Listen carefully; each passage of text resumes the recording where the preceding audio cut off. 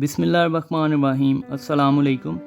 पाकिस्तान में जश्न मनाया जा रहा था कि रूस से सस्ता तेल आ गया है। मीडिया में खबरें चला दी गईं कि अब पेट्रोल की कीमतों में 40 से 60 रुपए की कमी आएगी।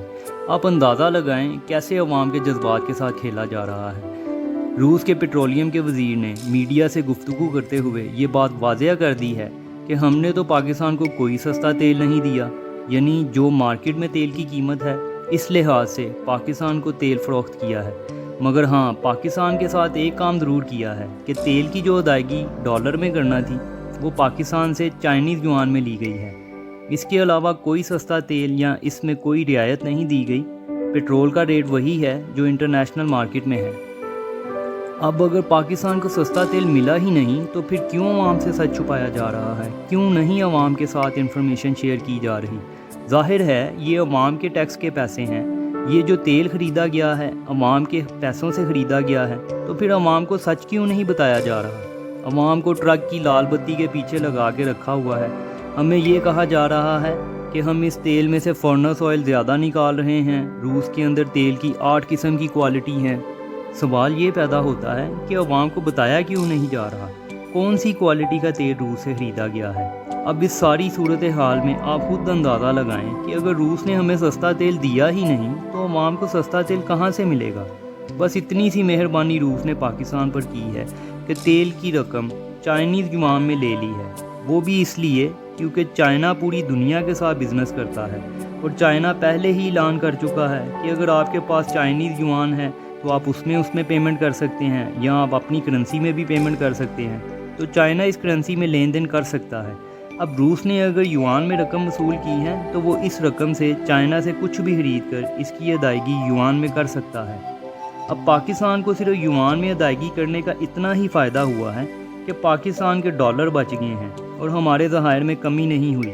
बाकी सस्ता तेल हमें कुछ भी नहीं मिला। इसके अलावा तेल को रिफ़ाइन करने के लिए हमारे पास मशीनरी नहीं है।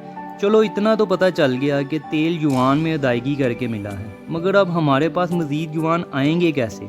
असल में पाकिस्तान ने चाइना से मुआहदा किया था और पाकिस्तान ने चाइना से युआन के बदले रुपीज़ एक्सचेंज किए थे। मगर अब ऐसा नहीं है कि हम जब मर्ज़ी चाइना को पाकिस्तानी करेंसी देकर युआन ले लेंगे।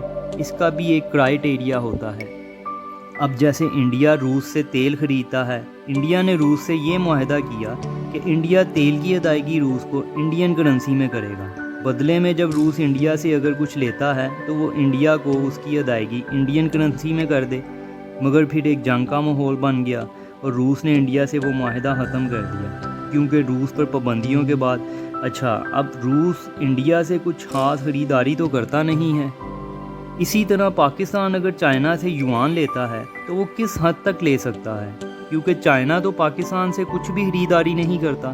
तो फिर चाइना वो पाकिस्तानी करेंसी खर्च कहाँ करेगा? रूस ने चाइना के बिहार पर तेल तो हमें युआन में दे दिया, मगर सवाल ये है कि रूस हमें सस्ता तेल क्यों नहीं दे रहा? पहले तो रूस हमें सस्ता तेल देने के लिए तैयार था। तो इसकी वजह यह है कि जब रूस पर पाबंदियाँ लगाई गई थीं उस वक्त जो ममालिक उसके साथ खड़े थे, रूस ने उन ममालिक को मार्केट रेट से सस्ता तेल दिया, जैसे श्रीलंका, इंडिया और दीगर ममालिक जो उस वक्त रशिया के साथ खड़े थे। अगर पाकिस्तान भी उस वक्त रशिया से मुआहदा कर लेता तो आज रूस भी हमें सस्ता तेल देता। रूस अपनी प्रोडक्ट सस्ती दे रहा है, मगर उन ममालिक को जब जंग पीक पर थी उस वक्त जिन जिन ममालिक ने रूस से मुआहदा किया, रूस भी उन ममालिक को तेल और बाकी दीगर अशिया मार्केट से सस्ती दे रहा है। इस वक्त इंडिया, चाइना और दीगर ममालिक ने रूस से मुआहदा करके सस्ता तेल ले रहे हैं। अब आज रूस के पास जितनी क्वांटिटी है इसके पास ख़रीदार भी उतने ही मौजूद हैं। अब पाकिस्तान ने जो तेल लिया है वो तो नॉर्मल मार्केट रेट पर लिया है। रूस का वज़ीर पेट्रोलियम ये बात पहले ही वाज़ेह कर चुका है। अब हम इस वक्त रूस के तेल की क्वालिटी चेक कर रहे हैं, इसमें फर्नेस ऑयल, जेट ऑयल कितना है। हमारे पास तो मशीनरी भी उस लेवल की नहीं है, तो हमें वो सस्ता तेल कैसे मिलेगा? कैसे 150 रुपये लीटर हमें मिलेगा?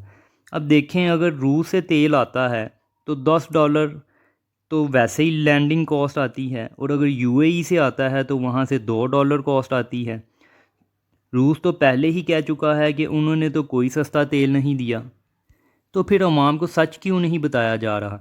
अच्छा देखें, तेल चाहे रूस से आए, चाहे यूएई से आए या सऊदीया या कहीं से भी आए, अवाम को सिर्फ दो चीज़ें चाहिए होती हैं। एक तो सस्ता तेल और दूसरा अच्छी क्वालिटी। अगर तो ये दो चीज़ें कोई भी मुल्क देता है तो बात समझ में आती है। लेकिन अगर तेल सस्ता मिला ही नहीं तो जश्न किस बात का मनाया जा रहा है? अगर तेल सस्ता मिला है तो फिर तेल की कीमतें नीचे क्यों नहीं आईं? इस सारी सूरत हाल में सिर्फ एक चीज़ हुई है। अब अगर रूस ने युआन में पेमेंट एक्सेप्ट की है तो वो सिर्फ चाइना के कहने पर रूस ने एक्सेप्ट की है, क्योंकि रूस चाइना से ट्रेड करता है, इसलिए इसमें रूस का ही फ़ायदा है। और चाइना का तो इसमें फ़ायदा ही फ़ायदा है, क्योंकि चाइना ये चाहता है कि इंटरनेशनल मार्केट में पेट्रो डॉलर ख़त्म हो और डॉलर की जो सारी मोनोपली है वो ख़त्म हो।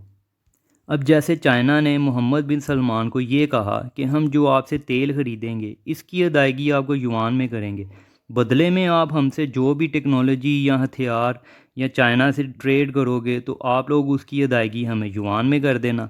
चाइना को इसमें फ़ायदा ही फ़ायदा है, क्योंकि वो पूरी दुनिया के साथ बिज़नेस करता है। जिसने भी उनको पेमेंट करनी है वो युआन में करनी है। तो इस तरह दुनिया में अगर रिज़र्व करेंसी युआन हो जाती है तो चाइना को ये काबिल कबूल होगा। और फिर चाइना को करेंसी मेंटेन भी करनी आती है, क्योंकि जब करेंसी ज़्यादा इस्तेमाल होगी तो उसकी वैल्यू भी बढ़ेगी।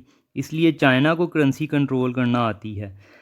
तो ये थी आज की अपडेट। आखिर में वीडियो को लाइक और सब्सक्राइब ज़रूर कीजिएगा और दुआओं में याद रखिएगा। अल्लाह हाफिज़।